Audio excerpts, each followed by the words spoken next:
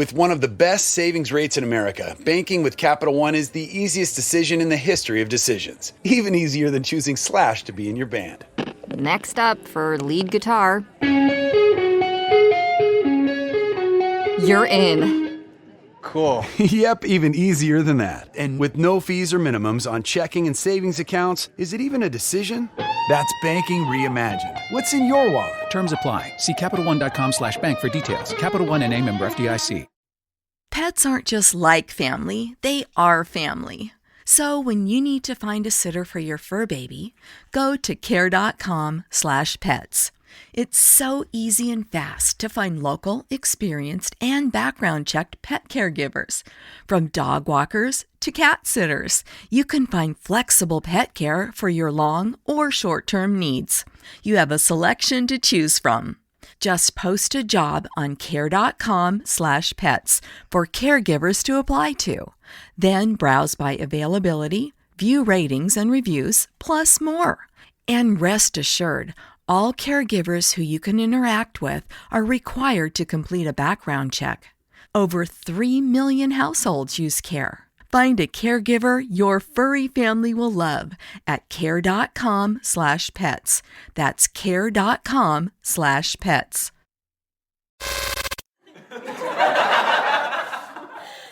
Don't touch that dial.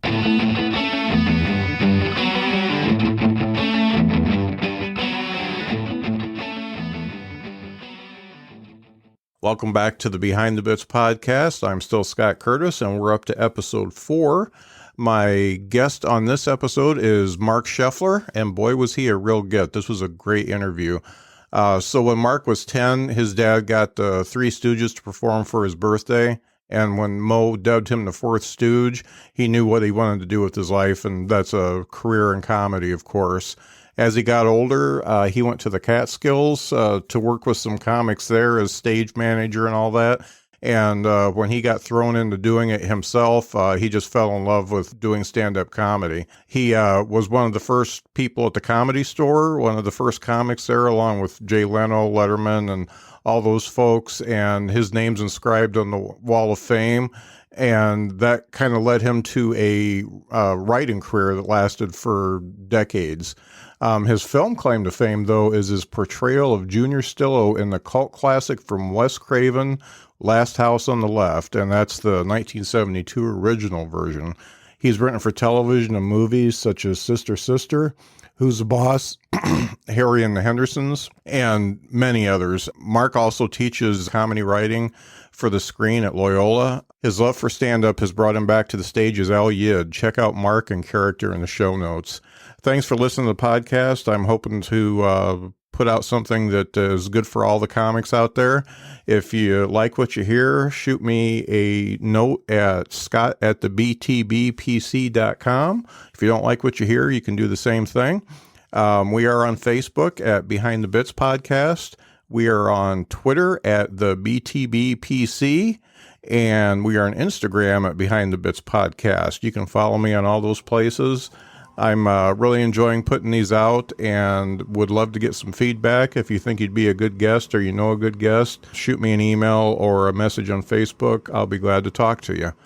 So without further ado, here is Marc Sheffler. Hey, everybody. Welcome back to the Behind the Bits podcast. This is Scott Curtis, and today I have Marc Sheffler with me. How you doing, Marc? I'm okay. I'm quite okay, actually. Yeah. Well, I think you're in a warmer climate than me. I think, Marc, you're in Bogota? No, actually, I am in a place called Santa Marta, Colombia, which is on the Atlantic Ocean, sitting in a wonderfully air-conditioned, king-size hotel room, staring at the Atlantic Ocean. Fantastic. My sister-in-law and our niece are at some beach doing something. Well, that's great. And I really appreciate you taking the time to talk to me. We talked a little bit before, and you don't know me, and I just pegged you for an interview, and you were nice enough to get it scheduled on just a few days after we talked. So that's great. Not a problem. I told you, you name dropped Tom Dreesen, and that usually get my. I'm so glad I got him first, so that I can use him for everybody. I think it's helped me a lot. So I just got done listening to your Eddie's Bar at the Improv interview. Yes, sir. And I listened to it. I listened to the last half this morning when I was on my way back home. And obviously, you have had a pretty interesting career. Without having to ask you everything that Eddie asked you, I did want to have the folks hear the story of your Three Stooges birthday party. Okay. I actually made a mistake on that show, not about the Three Stooges, about the date. So I'm gonna now roll with the date that somebody corrected me on. It wasn't my 8th birthday because they didn't appear till it was my 10th birthday. But okay. I still have the pictures. So what happened was I was a huge Three Stooges fan. You know, I'm 70 years old, so you're going back 60 years. Mm-hmm. Though their shorts were what we watched every day after school, and I always had this thing about being funny because I recognized it at an early age that if you're a funny person, most people will like you, and big people will defend you, and nobody will mess with you. And so I kind of got into that. So in the run up to my 10th birthday, my dad, you know, like parents do, said, "What do you want for your birthday?" So I just kind of like, ad-libbed. I said, the Three Stooges. And he got them for me. Mm-hmm. Turns out they were playing a date at the Holiday House in Pittsburgh. And he got a hold of them and offered them some money to do a Saturday afternoon birthday party for me. And we had 50, 60 people there. They did their act, and in the middle of it, they brought me up on stage, and since I knew all the material, I started interacting with them, you know, like doing their bits, and they were a little surprised, and then they rolled with it. So at some point, Mo just stopped, put his hand on my head, and dubbed me the fourth Stooge. In that moment, which I can like remember like it was yesterday, I remember what it felt like. I'm standing on a stage. There's a mic on a mic stand in front of me. I'm holding onto the mic stand. I'm hearing laughter bounce back at me. I feel the lights on my face. I can't see shit because, you know, you've been on stage, you know what that's like. Mm-hmm. So, but I heard the laughter. I heard the applause. And I think from that moment forward, I just kind of like aimed myself in this direction. You know, I said, fuck, this is it, man. This is what I want to do. Mm-hmm. That story is great. And one thing that you can talk to all generations about is the Three Stooges. If you mention the Three Stooges, everybody knows about that. You know, there's a big gap for me when I talk to some of the younger comics about, I tried to put a TV show into one of my bits, and I was trying to put a TV show that they would remember. So I'm going Dukes of Hazzard, Chips, and all that kind of stuff. And nobody even remembered the movies, let alone the shows. But you talk about Three Stooges, and they definitely make an impact. Well, the three, you know, in the world of comedy, the Three Stooges are kind of iconic. I mean, you know, they've got shit that, you know, like Mo, Larry the Cheese, Niagara Falls, all that stuff that they used to do that that they brought from their vaudeville act to the stage and I mean to the screen, and figured out how to do those exact same things in a different medium. That's pretty fascinating. Yeah, it's really cool. So after that, before I go any further, I told everybody that I listened to Eddie's Bar at the Improv, your interview there. That's a really cool podcast, and if you are a comic, that is really one to listen to. So look that up, because he's got some great guests, and he's got some folks that everybody knows. He's got some folks that have been around a long time, and it's a really cool podcast. So put that in your player and listen. Yeah, Eddie Burke, who is Eddie of Eddie's Bar at the Improv, is an old friend of mine and a good guy.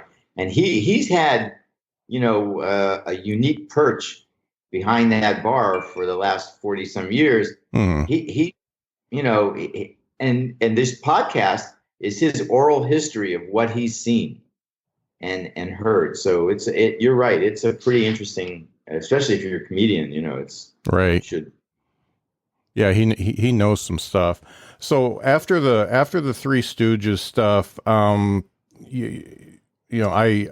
obviously listen to the podcast just for the benefit of the listeners here.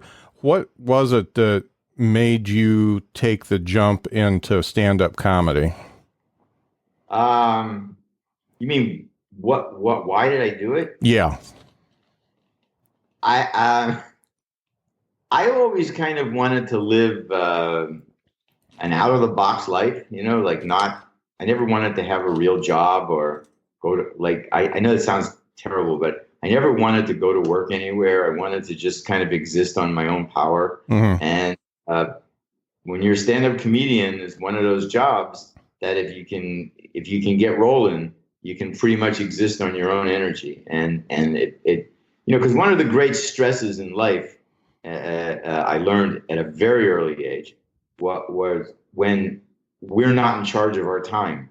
Mm-hmm. And when other people, for the sake of survival, other people own our time. So for whatever reason, I said to myself, I know this and I don't want to do that. So I got lucky. I'm really a lucky person. So to say to you, when is the first time? The first time I did it was the first time I had a chance to do it. Right. I never, I spent a youth of watching the Ed Sullivan Show, and comedians like Alan King and Jerry Lewis and old school guys like Bernie Burns and Larry Alford and Mal Lawrence and Freddie Roman and all of these guys who, as I said in the improv thing, those guys had material limitations in the sense that their audience wasn't as expanded, except for like Jerry Lewis, who was, but the mechanics of what they were doing, the stagecraft and the performance and the handling of audiences and the dealing with shit, those guys were just fucking brilliant and still are. Yeah. So, so I watched and I'm not a really athletic person. So these guys were my athletic heroes. I had the same affection and revere of stand-up comedians that a lot of kids when they're young have of athletes. Yeah. So these were my heroes. So I went I quit college after 2 years in Louisiana. So it's like I started 1967. So right before the second semester of my sophomore year, I just said, I'm not fucking happy here. I went to college with David Duke, by the way, at LSU. So, my educational claim to fame. Did you guys hang? I used to debate him at a place called Free Speech Alley. Uh-huh. What happened, I just I quit college and talked to my dad. I'm from Pittsburgh originally, so went and talked to my dad, and he was always very supportive of me going into the entertainment. He was like the anti-father, right? Instead of saying, no, you need something to fall back on, he was like, no, do this, get famous, go, get famous, get rich, get famous. It's okay, we'll talk later. So he gave me some advice, and he said, look, go to the Catskill Mountains. My dad was he was an aluminum siding salesman, like a very hip guy. Mm-hmm. And if you want to hear a story of what my life was like with my father, write a note down to yourself, ask about the Jerry Lewis story. Okay. So he said, look, here's some money, go to New York, I'll buy you a ticket, but go to the Catskill Mountains, get yourself a job, you'll talk your way into a job and get it and stay there and watch those comedians. And he was right. I went there and I was able to con my way by lying and completely misleading people about what skill I possessed. I had got a job. I became the stage manager of the Raleigh Hotel in South Fallsburg, which was not as big as the Concord, which was close by, but it was like the second biggest hotel in the mountains, and had talent, A-level talent. So I worked there, and while I was there, because I was the stage manager, I ran the lights and especially the spotlight. I saw like every fucking comedian on that circuit multiple times. I saw them when they were great. I saw them when they bombed. I knew what the new material. Like not only that, I saw them so many times. I began to understand the construction of a stand-up act. I don't. Again, like I don't believe I intellectualized it like that back then. But I could tell when their acts were changing. I could tell when I learned to read audiences from these guys. Mm-hmm. Because when you see some in a room of like 1,500 people consistently, right? And this hunk works, and then one night this hunk doesn't work. That's not a fucking accident. There's a reason why. Mm-hmm. You just have to figure it out, right? Yep. So I understood the ebb and flow of material. I got an extraordinary education just watching, and in the time I was doing, I listened and learned how stand-up jokes were constructed, and that became for me the foundation of everything. And then one of the guys I worked with was a comedian by the name of London Lee, whose entire act was based on the premise that he was like the poor little rich kid, right? Mm. And his father really was. Have you ever heard of London Lee? You know what I'm talking about? No. Okay. So back then, he was a very successful comedian who had done the Tonight Show, because remember the Carson Show back then was in New York. Mm-hmm. So he had done Merv Griffin, he had done Carson, he'd done a lot of TV shows. So he was very well known. And he was losing his road manager, the guy who worked with him, and he offered me a job. So I left the Catskills and went to work with him. And he got me a place to stay, and he got, and I ended up driving his car almost every day. So, and he paid me a decent amount of money for the time. And I got a lot of clothes, a lot of custom made clothes. So it was a great gig. And I with him, it started out where I was just his valet. Like I drive and I carry his shit. And then every now and then I started out saying, "Hey, London, what do you think of this joke?" And there was one time I gave him a joke and he loved it. He just said, "This is great. I'll do this tonight." So he did it, and it got a big laugh, and it became part of his act. And then I started to feed him jokes. And then we started doing a bit that he had, and he felt comfortable with me. And then that led to one night, we're at a hotel called the Nevele. Again, very similar to the Raleigh, like, somewhere between 1,000 and 1,500 people in the audience. Mm-hmm. And we had this little bit that we did where halfway through his act, he would say to me, say to the audience rather, "I'm a little thirsty. I need some water." And then he would turn to the wings and say, "Hey, Mark, bring me some water." So I'd come out with some water, and then we do the bit, right? "Who am I?" He would say. I would say, "You're the boss." And he said, "Who are you?" I said, "Me, I'm nothing." And then he would say, "Well, what does that make me?" And I said, "That makes you the boss over nothing." Like you just did, the audience would laugh, right? Yeah. So this particular night, we do the bit. He's sitting on a stool. We do the bit, and I turn to exit the same way I do all the time. And he whispers to me, "Hang on." And I turn. I said, "What?" He said, "I'm a little tired. You want to do your comedy? You want to do a few minutes?" And wow. And I'm on stage, right? I'm there. I'm fucking there. Mm-hmm. And I'm thinking to myself, well, look, man, shit or get off the pot. This is it. You either do it now or you don't do it at all.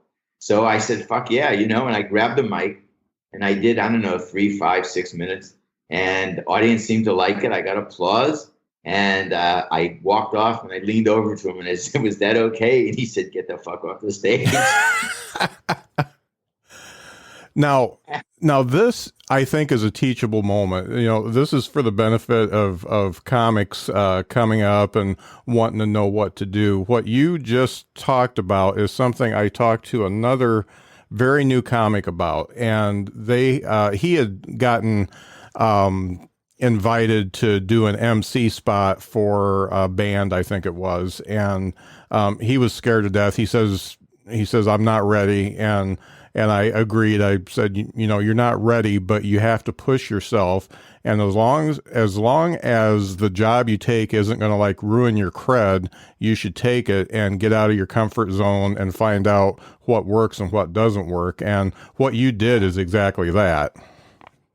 Oh yeah, I mean, you have the, you know, there are these moments in your life, especially when you're pursuing a career that's based on who you are, right? Mm-hmm. So, as opposed to the day job thing.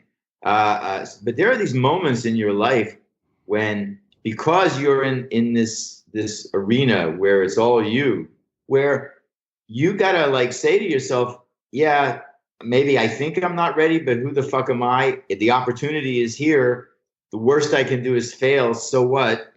Right. You know, I've had bad shows. You know, I've had times when I write a joke, and earlier on, not so much anymore, but I have to give myself some credit. Yeah, but you do. Yeah. I've had shows where, no, I know when jokes work because I've had to like feed a wife and kids by writing these jokes. So I kind of siphon out the bullshit. Mm-hmm. Not that I don't write it. I kind of know it when I see it, and I know, but you got to go through that. You have to, it's a rite of passage. Do you ever watch The Marvelous Mrs. Maisel? My wife and I don't miss it. But we just devour seasons. Season 3's done already. Dude, I didn't snort cocaine as fast as I snort those episodes. Yep. Right?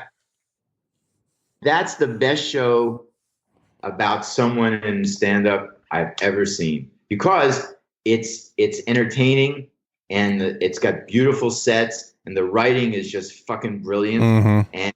and it's directed beautifully, and it really creates a world. You know, you're there in that world, mm-hmm. and I would suggest anybody from any era of any age wanting to break into stand-up, watch that show from the beginning and understand the bridge between your stage life and your off-stage life. Yeah. That first show, when, you know, knowing when you bomb and how to come back from that first show here in the third season, when she opened up for Shy, and she just bombed. And yeah. Hey, listen, it's that's what I learned up in the Catskills when I mentioned that I saw guys, comedians and women, I saw them do material and kill with it. And then the very next time, same exact material, and it tanks. And after a while, you know, you can't just keep saying, well, what does that happen? You know, yeah. You gotta, well, why does that happen? I don't know, man. Why you keep asking why it happens? Figure it out now, you know? Mm-hmm. So that's what you got to do. And you got to take chances. You got to fucking take chances. Yep. You can't grow unless you take chances. This is a risky business emotionally. It is. Yeah.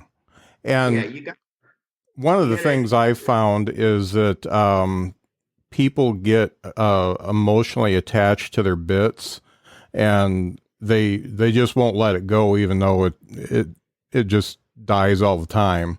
And, you know, because I think you understand, because you were raising kids and a family with your jokes, you got to treat it like a business. So if you do it 3 times and it sucks, it's time to get rid of that joke. Nobody wants to be that writer in a writer's room at 11 o'clock at night on the final rewrite, pushing a joke for the 6th time that nobody laughed for 5 times. Yeah. You learn not to do that, because you don't want to be the thing that causes people to roll their eyes. Yep. You know, that's not what you want. That is so true. So, you know, this is kind of a teaching podcast, but I just think it's totally cool. Your first movie role. Can you go into that a little bit? Yes. One day when I was living in New York, when I was in my early 20s, and when I was about 20, I had a manager, a Lloyd Greenfield and Associates.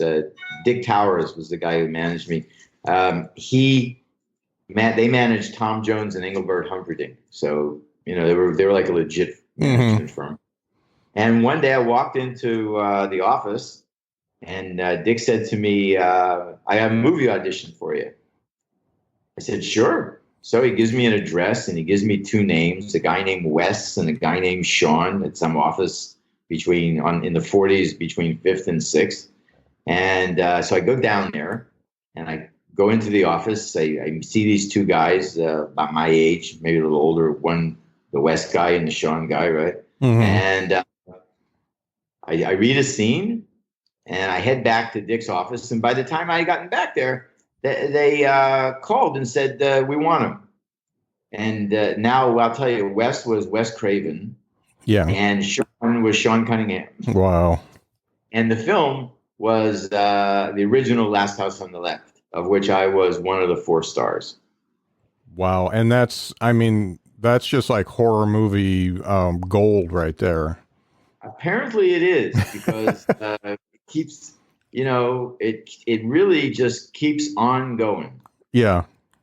The funny thing is if you know me, I'm like an outlier. I don't care about like Star Wars or Marvel movies or anything like that, but I love old horror movies, and really the 70s back is what I like. I like the old Hammer films and stuff like that. And there's a group of 3 of us that get together and talk about horror movies, and the fact that I talk to you is just going to give me so much cred with those guys. They're going to fucking eat it up. It's going to be great. No, seriously, Scott, it's like fucking amazing. My wife, my current wife, is my second wife. Patty and I have been together, like, I think we're beginning our 17th year together. Mm-hmm. So, and she's Colombian, so but lived in LA, but she wasn't a horror movie fan, like a slasher horror movie fan. Supernatural movies, yes. Mm-hmm. So I've learned in my life that especially living in Los Angeles, there would come that point in every dating experience when I would either fess up to being in Last House or try to deny it. Yeah. Okay. No, because it's I've had an emotional roller coaster ride with it on the good side now. But so I told my wife about it. And that was right around the time that David Hess, who played my father in the film, mm-hmm. David and I were best friends. David got me into going to a horror film. He took me to my first horror film convention, right? Mm-hmm. So I sat there, and he told me, he said, dude, you're not going to believe it. He said, I sit there, and I sell my CDs, and I sell my pictures. I said, you sell them? And he said, yeah. He said, autographs, and, they give me this and that. He said, do you have any pictures? And I said, no. He said, that's okay. We'll just sell your signature. And I said, David, you're out of your fucking mind. No one's going to do that. So sure enough, we went to this place, this one that was in LA near Universal. And everybody, these people came to David's table, and he's signing his name, and he's selling, and he would just point to me and go, oh, there's Junior. There's Junior. And all of a sudden, I'm signing like arms and pictures. With Progressive's Home Quote Explorer, you can check if you're paying too much for home insurance, because giving you options is the right thing to do. Oh, yeah, like bringing brownies to a dinner party. But I never bring brownies with nuts, because not everyone likes nuts, so they wouldn't eat those brownies. And even people who do like nuts will still eat brownies without them. Why? Because they're brownies. But still, it's the right thing to do. So compare rates with Progressive's Home Quote Explorer. Progressive Casualty Insurance Company affiliates and third-party insurers. Comparison rates not available in all states or situations. Prices vary based on how you buy. Pictures of me. I've signed breasts, men and women. And once a German Shepherd. Wow. So it's become this surreal fucking part of my life. Like a few times a year, I go to these conventions. And I'm like celebrity in a box, my film career into a little box with some memorabilia, and it's amazing. So yeah, you never fucking know. Yeah, that's, that movie, that's one of them that lives on. It's up there with Texas Chainsaw Massacre. It just keeps going. We were before Texas Chainsaw Massacre. Yeah. And the reason I think, and I've only recently discovered this, I'd say in the last, 3-4 years, I began to hear from fans. I could never figure out why or how young people continue to be attracted to this film. Like succeeding generations of younger people, like 13, 14, 15 years old. I could never kind of figure that. It didn't make any sense to me until one time a young girl, like 13, 14, came over with a copy of the film, a DVD, one of my signature, and she's the one who taught it to me. She said, my dad made me watch this film. She said, my parents made me watch this film because they wanted me to understand what could happen if I made wrong decisions. Yeah. And then I started to hear that from a bunch of people in that same generation, in that same general age group. So I think that's the reason. I think that part of it is that, parents who are horror film fans say to their kids, hey, this is a great horror film. Or parents who are Wes Craven fans say, this is Wes Craven. I mean, there are a bunch of different reasons. But that one about it being passed on as a cautionary tale has made its way to me more than enough times that I should pay attention to it. Mm-hmm. And that was Wes's first feature, right? Wes's absolutely first feature. Yeah. And he went on to do Nightmare on Elm Street and all those movies that everybody knows. And was a good guy. Yeah. He was a really, really nice guy. Yeah, I saw him. I hadn't seen him in a while, and I saw him about a year before he passed away.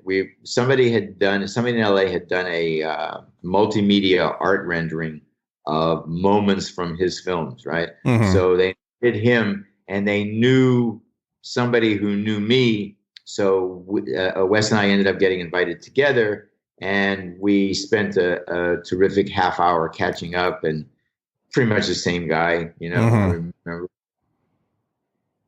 Yeah, from his interviews, he just sounds like a regular guy. Just a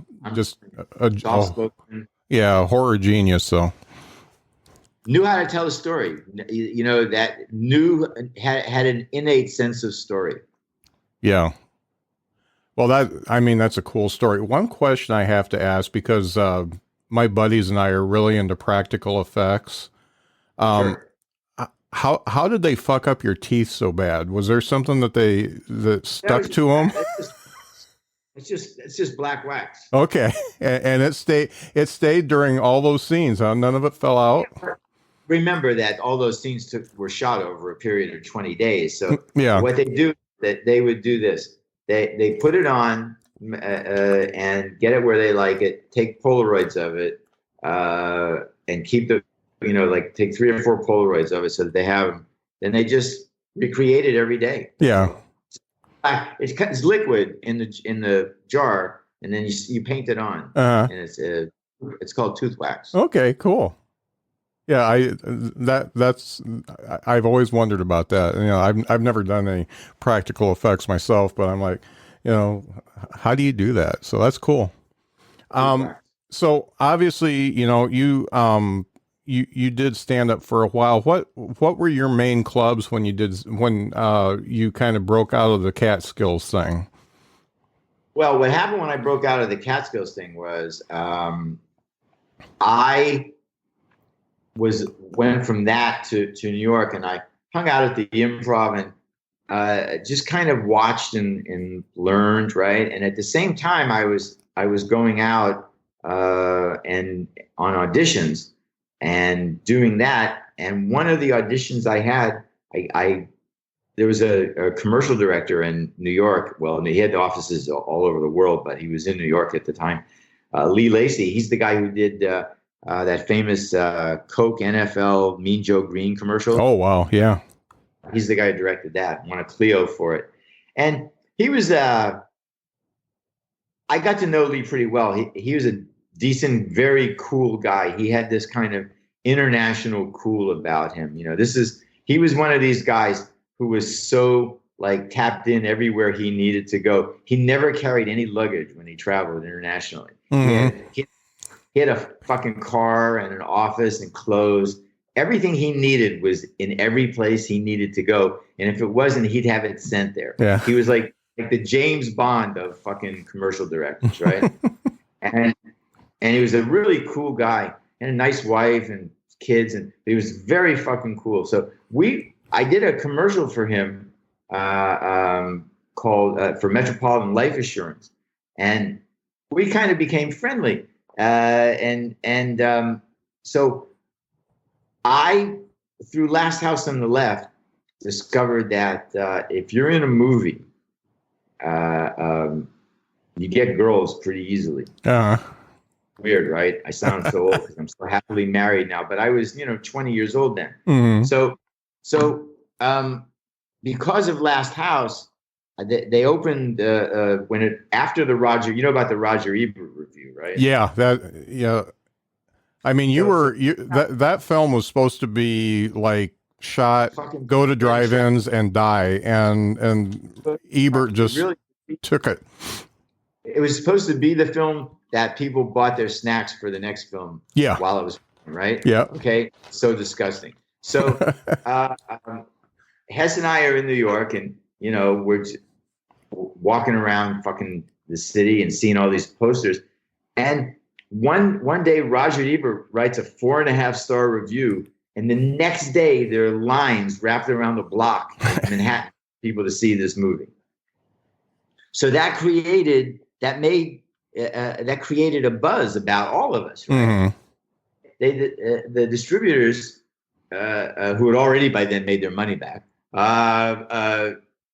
said they're going to open the film in Pittsburgh. Would I go and promo it there? So I said, yeah, sure. So I go to Pittsburgh, and I do some local TV. I do an interview in the newspaper. They get a limo for me. They bring me to the theater, which coincidentally was managed by my father's cousin, who was the general manager of the theater chain that booked it. And I used to go to that theater as a kid and watch myself in my head on the screen and pretend that I was in a movie that was projected onto that screen, right? So then, like 15 years later, 12 years later, there I am fucking doing that exact thing that I fantasized about. And here comes the best part for me back then. Several women, young girls from my high school graduating class, who a short 2.5 years earlier wouldn't give me the fucking time of day, now suddenly standing in line to drop their drawers. Yeah.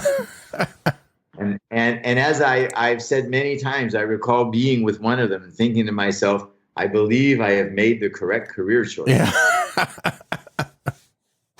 Wow. So then, for sure. Yeah, but you see that's I was plucking my own twanger then, because that particular juice was very short lived. Yeah. And movies come and movies go, right? Mm-hmm. So there are. Once that wave had hit the beach, I was just another out of work actor again. And trust me, nothing causes a woman's body parts to stay dry like telling you you're an out of work actor. Yeah. In New York. Okay, that's like, man, let me tell you. So, I'm at a party one night and I'm lonely as shit, right? And I see a guy talking to a hot girl, like a model-looking girl, and I edged myself closer to him. They were near the food, so I kind of pretended I was hungry, which I was. So I listened, and this guy is telling this girl, "Well, yes, I'm in the middle of developing my characters and trying to decide on who's the protagonist and what the journey is. And then I've constructed some scenes in the back, and I'm listening, and this girl is fucking hypnotized. I don't know what this fucker is saying, but this girl is hypnotized." So it turns out he was telling her he was a writer, and that just, wow. And they left together. So I said to myself, I could do that. I could tell girls I'm a writer. Uh-huh. So went out and bought a bunch of books, right? And learned some shit, learned the words, and and went to parties, socialized, and suddenly I was a writer. And I was getting laid again, and I was a writer. And so one night I'm at a party, and I'm talking to some girl, and as usual, it's working. And I get a tap on my shoulder, and it turns out it's Lee Lacy, right? Uh-huh. And he said to me, hey, listen, I have an office in California. I'd love to see that script when you're finished because I want to get it to my agent. I think we could make a deal on that. That's fucking great. So I took him aside and I said, hey, look, dude, I got to be honest with you, guy to guy. I'm just doing this to get laid. There is no script. There's no anything, I'm just lying to get to be with someone. And he starts laughing and he said to me, is it working for you? I said, oh yeah, it works all the time. He said, then you're an idiot. You need to be writing for real. He said, man, if you can get women to drop their pants for your words, can you imagine what would happen if you actually wrote something? Oh, most definitely. So I took his advice. I wrote a script, and he gave it to his agent in L.A., a guy, the late Stan Kamen at William Morris. And suddenly I was a sold writer with a plane ticket to L.A. and a car and an office and an apartment and an agent, and there I was. Wow. I landed surfing on a wave. That is a cool story. Remind me what that first script was. That was I'll remind you in a form of a lesson. Okay. Okay. The script was called The Unseen. Right. And it was the storyline was a bunch of venomous snakes escaped from a crashed truck in Central Park on a beautiful spring day. And when there's supposed to be, a political rally and a bunch of things, and it's just a snakes in a park kind of thing. Right? Uh-huh. And it never got made because the lesson I learned in television was they bought it. NBC bought it. They paid me. They had everything set up to start making the film with Lee directing. And then suddenly there was a regime change at the top of NBC. And when that happens, what mostly always happens is they sweep away all the projects that are not actually in production. And then they bring in all new stuff because the people who now take over don't want to deal with other people's shit. Mm-hmm. They want shit.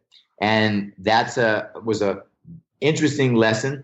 And I rationalized. I said, well, okay, I sold the script. I got into the Writers Guild. I now have health insurance. I have a huge chunk of money in the bank. I have an agent. I have an office. Not so bad. Worse things can happen.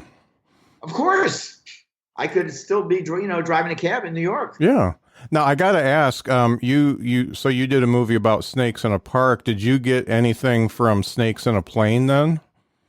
No, this was in 1976, so it was a little before that. I know, but maybe they borrowed from it. Maybe somebody got a hold of it. Oh, really? You really can't borrow or anything. It's just, venomous snake around people who don't want to get bitten. How fucking difficult can that be? Did anybody in your script say, get these motherfucking snakes out of this motherfucking park? No. Okay. Okay. No. I guess they're clear then. That's Mr. Jackson. Okay. Bailiwick, not mine. I'm sorry. I just saw a parallel there. No, you go right ahead. Yeah. So so you really got into the writing before you started doing the stand up out of the Catskills then. Yeah. So what happened was in a meeting, my agents at William Morris said to me, what else do you want to do? Because they really didn't know that much about me.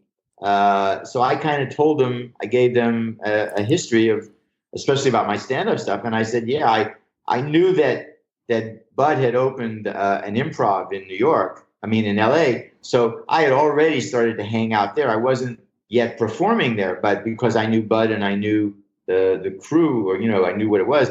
It was a good place for me to go, and it was down the block from where I lived and where the office was. So they asked me if I wanted to do a set at the Comedy Store, and I said sure. So they said to me, a couple of days later, they said they got a call back from Mitzi Shore, I'm talking about, and she said she wouldn't give me any real spots until she sees me, but she would agree, because it's William Morris calling, that she would give me a definite time on a Monday night. So I didn't argue about that. I said sure, no problem.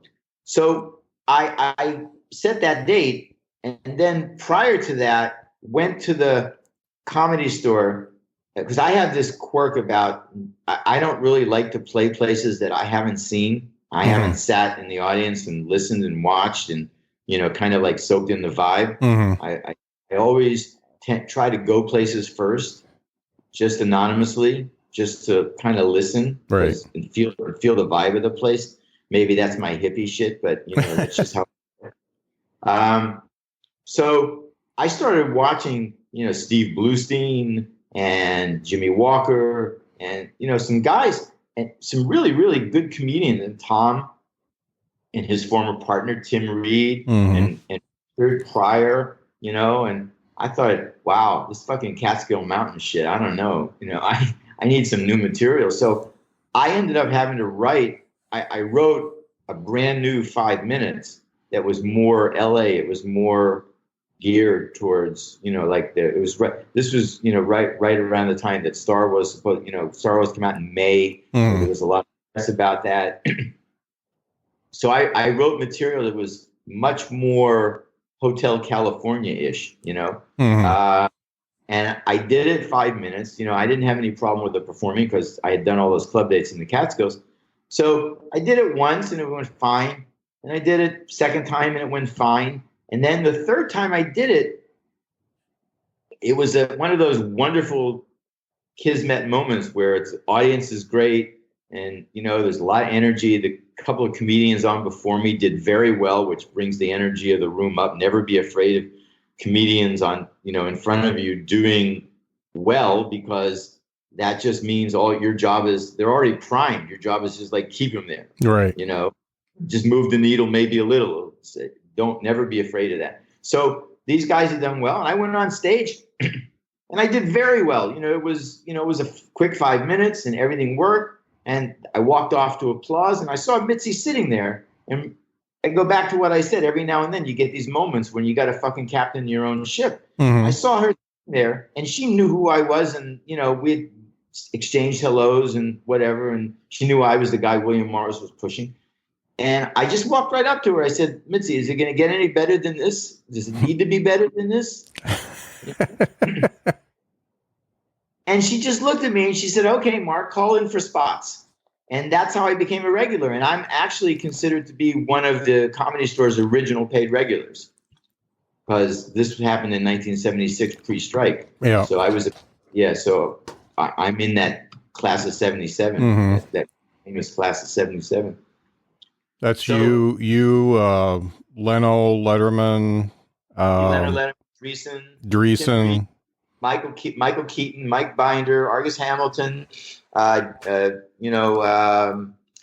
Johnny Witherspoon, who sadly just passed away, Paul Mooney, Richard and Jimmy Walker. They were ahead of us, so they not really part of that crew.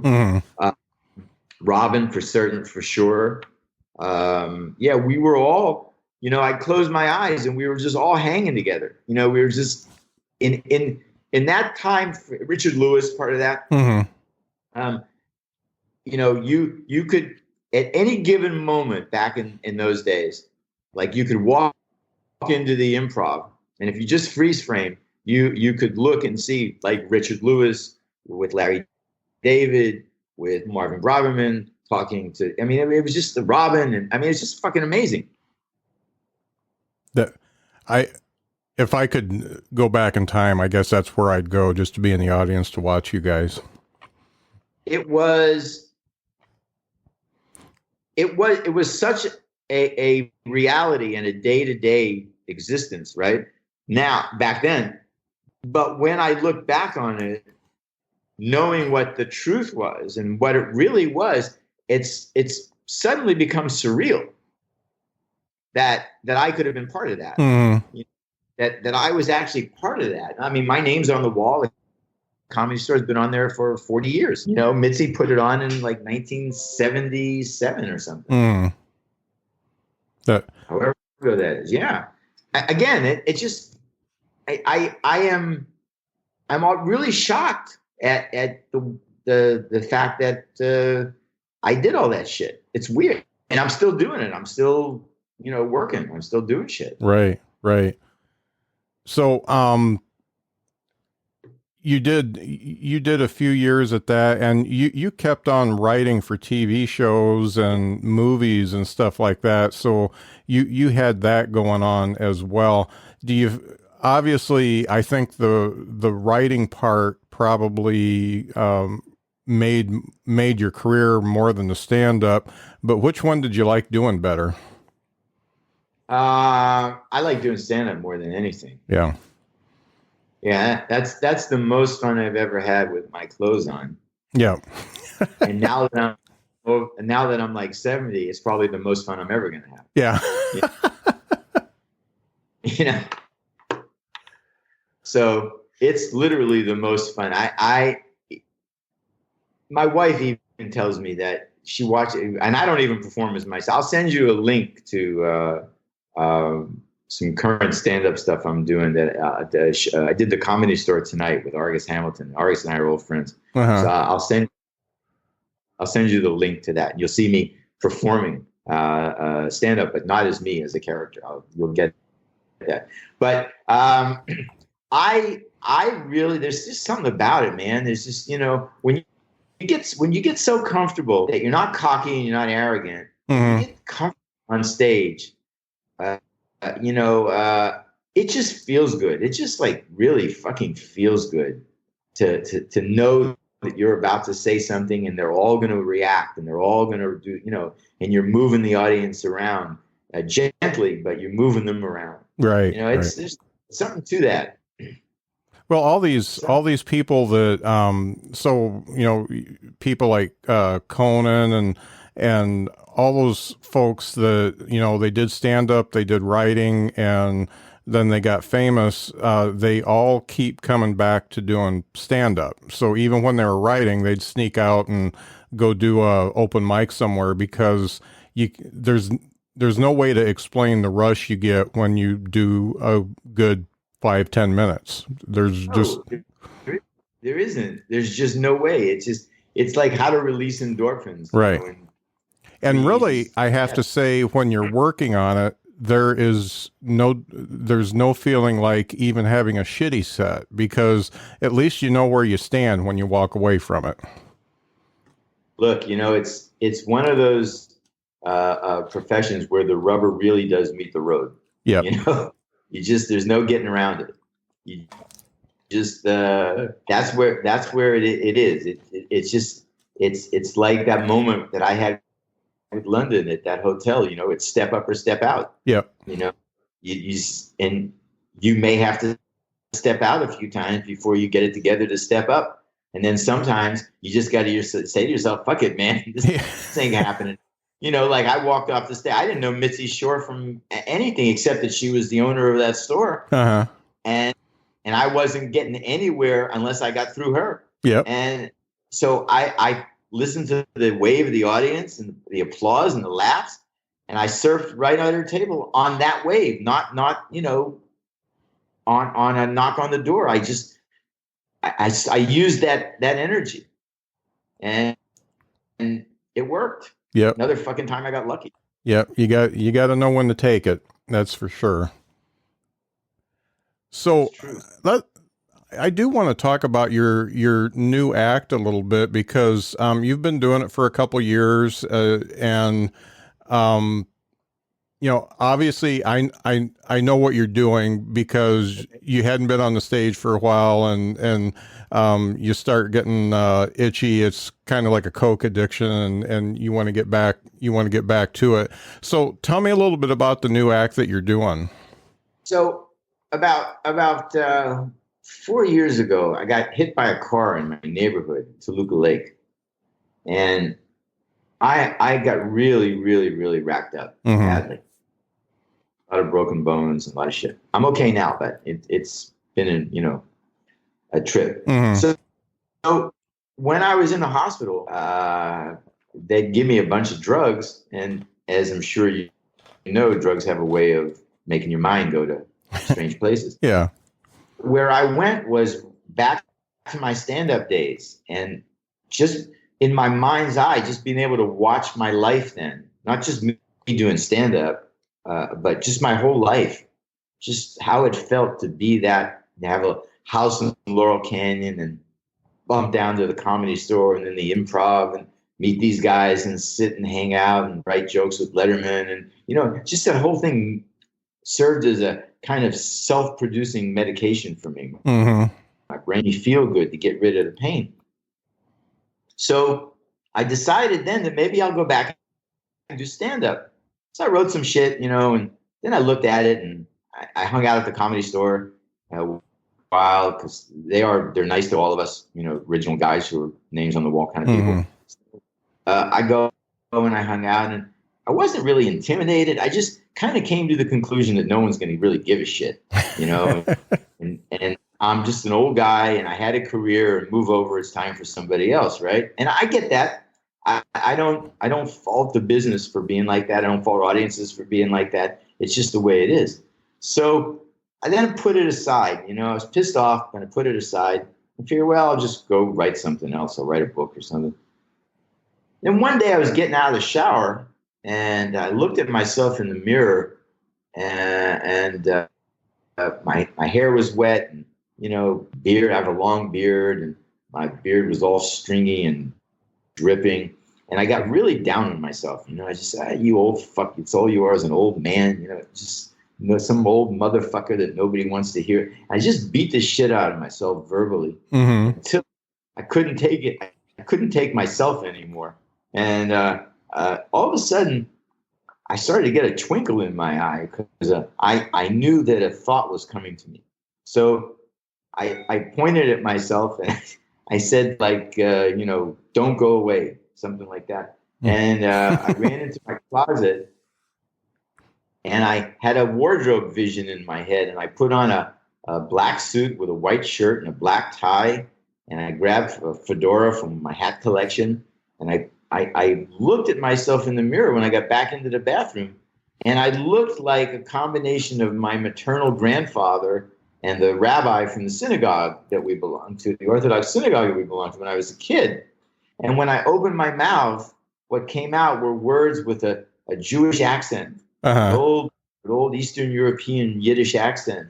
And because when I was a kid, I'm 70, right? But when I was a kid, all old men looked like that. Yeah. So I started talking, and I looked at myself and I said, now they'll listen. And I just got so inspired that I went to work, and for 6 months I wrote and feverishly. I just wouldn't, did nothing but write jokes for this guy. And I created a character who in the mythology is a retired kosher chef who now wants to be a comedian. And so, I've been doing that since September. I went on stage the first time late September of 2017. One thing I want to say, I'm 55, so I'm a few years younger than you, but one of the things that works for me, and I use it whenever I can, there's a novelty about being the oldest person on the stage. And yes, sir. And I will use that novelty thing all the time. And you really need to have two different acts. If the majority of the audience is your age or older, then you got one act. And if they're young, it's a young audience, you got another act. So it's I use it to my advantage. And I think everybody, if you're old and you're in comedy, you should. Well, what I've learned is that with this particular character, because he looks the way I'm gonna send you the link in a minute. Okay. You can see this particular character comes with a kind of authority or wisdom that I probably don't possess personally, because I'm mostly immature.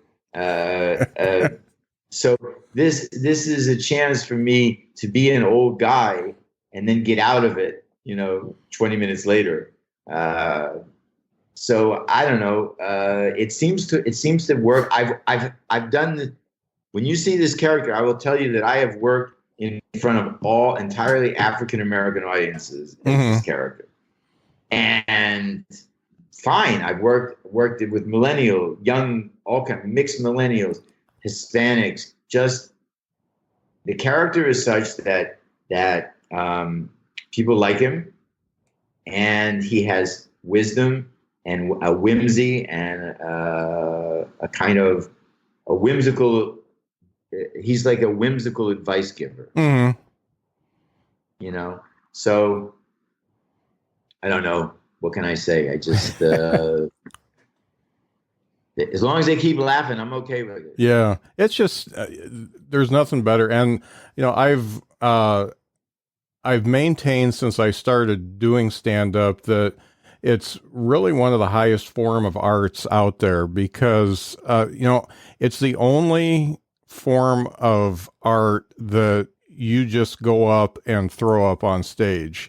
Musicians, they practice and practice and practice. If you're a stage actor, you've got a script. If you work in painting or sculpture, if you screw it up, you can fix it. But when you're on the stage in the moment, there's nothing like stand up. I don't think anything matches that.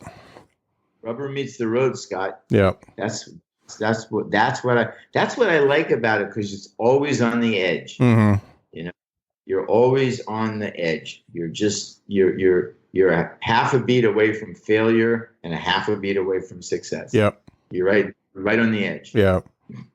It's really funny. I had decided to take this month off of getting on stage at all because my dad had surgery and I'm taking him to rehab and stuff like that, and just generally busy. And I wanted to sit back and look at what I've written and what's good and what's not good. And one of my friends had a birthday, so there was an open mic this last Tuesday.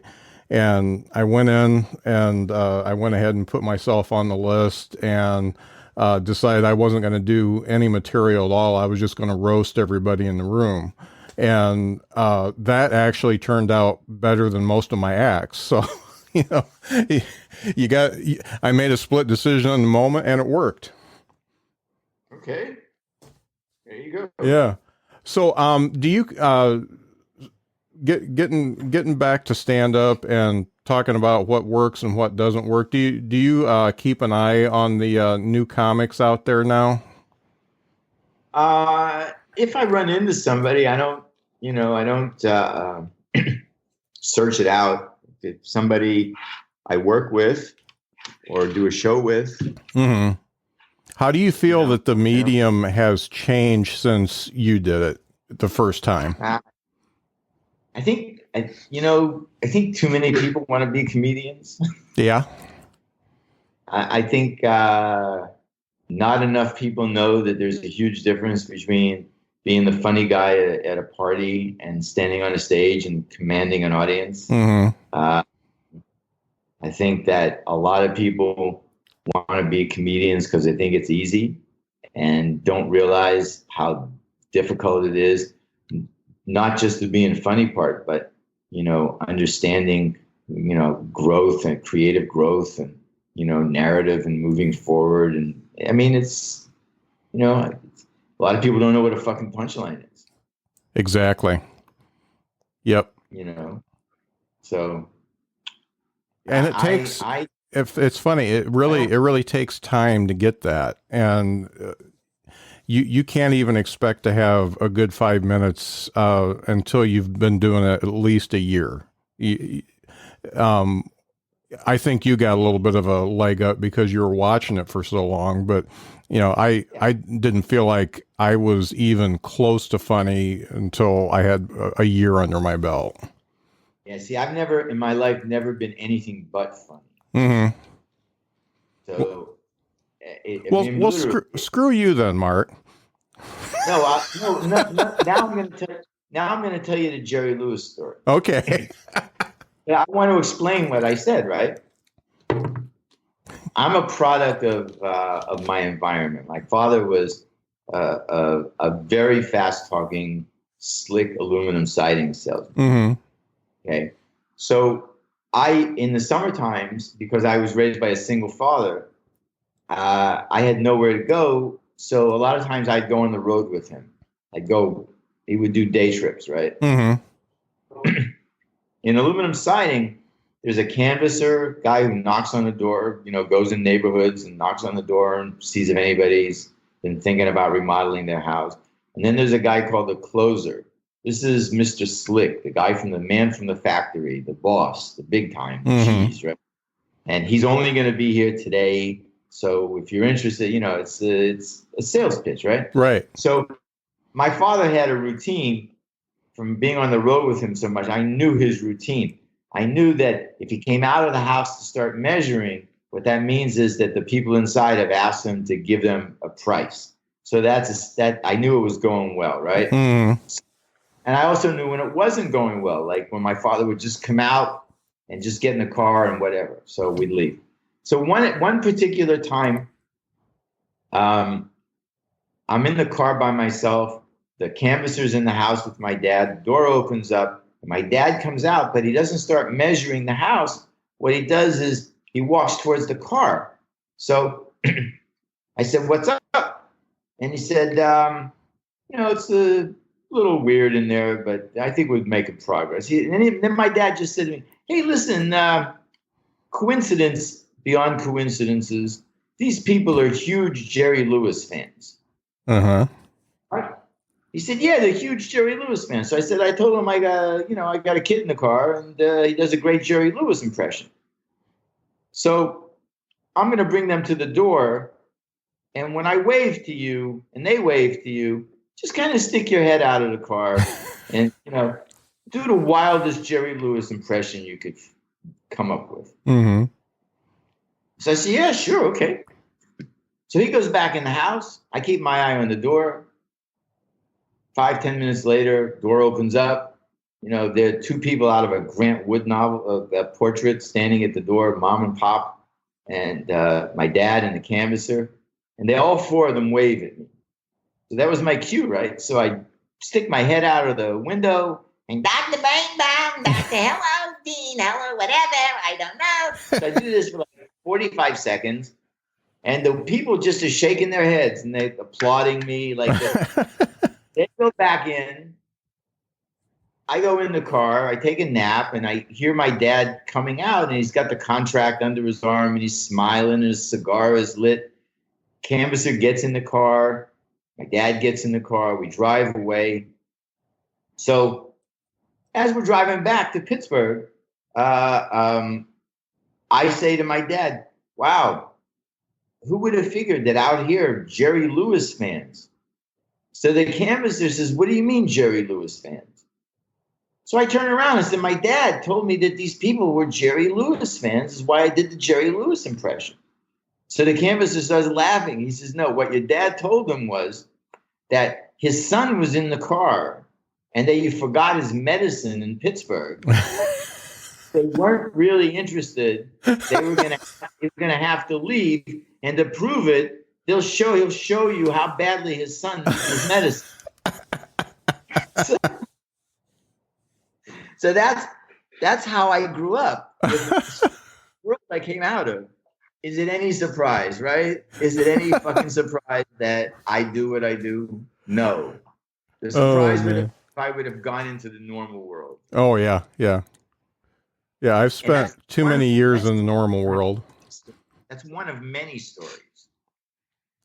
That's just hilarious. What if you were to be mentoring a new comic or somebody who's just been doing it for a few months, what do you think are the top 3 things that they should do to become successful? Learn to listen, not take orders, but learn to listen to audiences and to other comedians. Understand what a punchline is, and find your own voice. Mm-hmm. Write material that only you could do. Find your particular point of view. Mm-hmm. That's that's pretty common among everybody I've talked to. That first of all, everybody's going to tell you what the rules of comedy are, and none of them are right. And second off, until you find your voice, you're not going to be truly funny. That's right. Yep. Find your voice is the most important thing. Yep. Because it's got to come from the heart. That's it. Yep. Well, I tell you, Marc, this has been a fantastic conversation. I really appreciate you taking the time out of your time with your wife's family to talk to me. I'm amazed at how generous the comedy folks are when you reach out to them with something brand new, and you and Tom, and I got a couple younger ones that I've talked to, and it's just fantastic that you guys are so generous with your time. No problem. We're all just renting anyway. Yep. My guest today was Marc Sheffler, and you can find him all over YouTube. And I'm also going to, I saw you sent me that link. If you don't mind, I'll put that in the show notes. Sure. Okay, cool. Well, thanks a lot, Marc. I really appreciate you being on the show. My pleasure. Have a good one. Good luck with this. Thank you.